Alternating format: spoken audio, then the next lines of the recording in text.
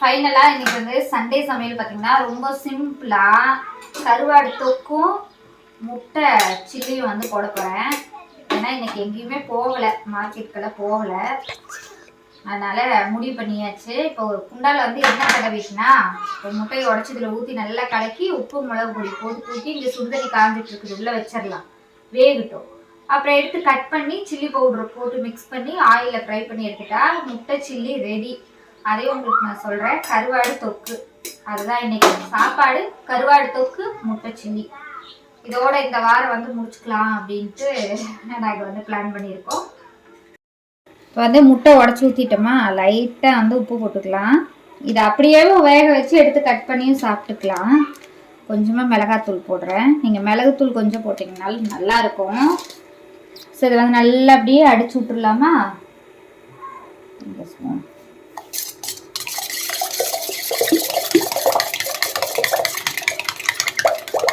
அடிச்சு விட்டு அப்படியே தூக்கி சுடுதண்ணியில் வச்சிடலாம். பார்த்தீங்கன்னா தண்ணி நல்லா சூடாகுதா, நம்ம குண்டாவை வந்து உள்ளே வச்சிடலாம். அவ்வளோதான், அப்படியே வெந்துக்கிட்டு இருக்கட்டும். இந்த தண்ணியிலேயே இப்போ நம்ம வந்து கருவாடும் வந்து க்ளீன் பண்ணிக்கலாம். அதனால தான் தண்ணி இவ்வளோ வச்சுருக்கேன். ஸோ இதை கொஞ்சம் நேரத்துக்கு இப்படியே வச்சிடலாம். கட் பண்ணி முட்டை வெந்துட்டு இருக்குது. நம்ம அதுக்குள்ளே அந்த கருவாடு தொக்கு ரெடி பண்ணிடலாம். அப்பா காசம் பிடிக்கணும். கருவாடு வந்து வாஷ் பண்ணிட்டேன். பார்த்தீங்கன்னா நல்லா நல்லெண்ணெய் ஊற்றி பூண்டு போட்டு சின்ன வெங்காயம் நிறைய போட்டிருக்கேன். இங்கே பாருங்க, இதுவா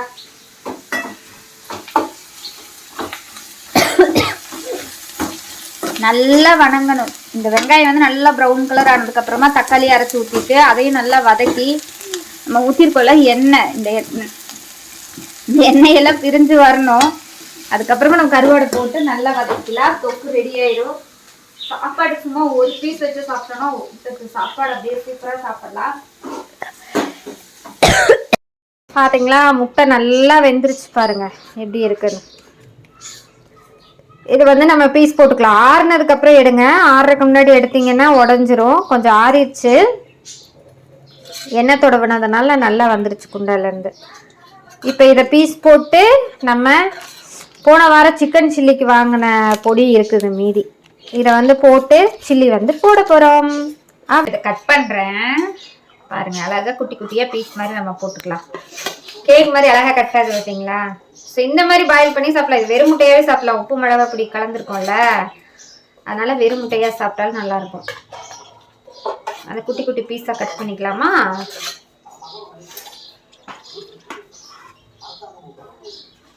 கட் பண்ணிவிட்டு இதில் நிறைய பீசஸ் வந்து நம்ம போட்டுக்கலாம்.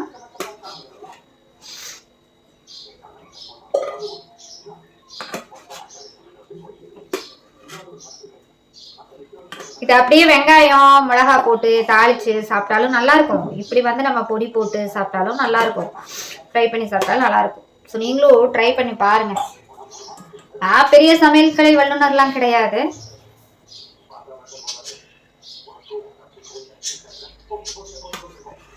இங்கே பாருங்க, இப்படி குட்டி குட்டி பீஸா வந்து கட் பண்ணிக்கலாம்.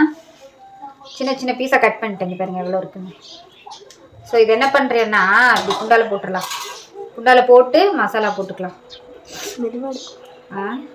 அதுவா இந்த சின்ன சின்ன பீஸா பன்னீர் மாதிரி இருக்கும், நல்லா இருக்கு. அமுத்தி காமிக்கிறேன். இங்கே பிஹைண்ட் த கேமரா ஒரு ஆள் உட்காந்துட்டு சொல்லுது என் பையன்.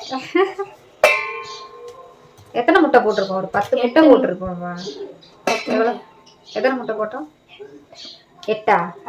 8 முட்டை போட்டிருக்கோம்.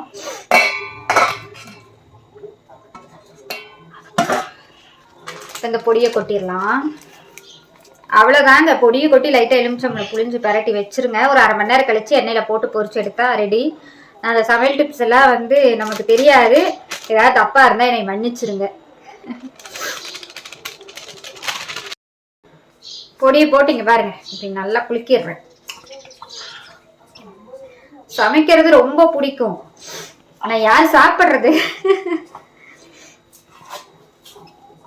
எங்கள் வீட்டில் எல்லாருமே என்னோட சமையல் விரும்பி சாப்பிடுவாங்க. எப்பயுமே நம்ம வந்து வீட்டுக்கு பிள்ளை அதை என்ன சொல்லுவாங்க இப்போ, டேடிஸ் லிட்டில் பிரின்சஸ் சொல்லுவாங்கல்ல, அந்த மாதிரி எது செஞ்சாலும் எங்கள் அப்பா வந்து விரும்பி சாப்பிடுவார். எல்லாரும் அப்படி சாப்பிட மாட்டாங்க.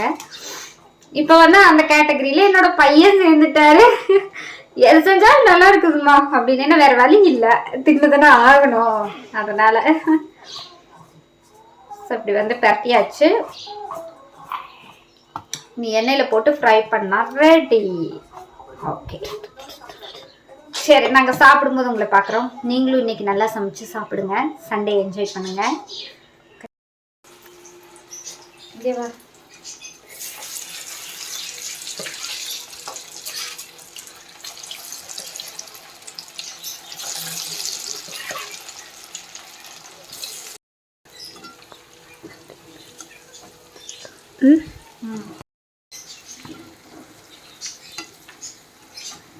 போதும், ஆஃப் பண்ணு.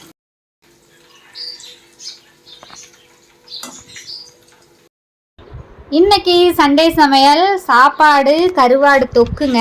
இங்கே பாருங்க, அந்த குட்டி குட்டியாக கட்டிய கருவாடு இருக்குல்ல, அந்த தொக்கு, அப்புறம் முட்டை சில்லி.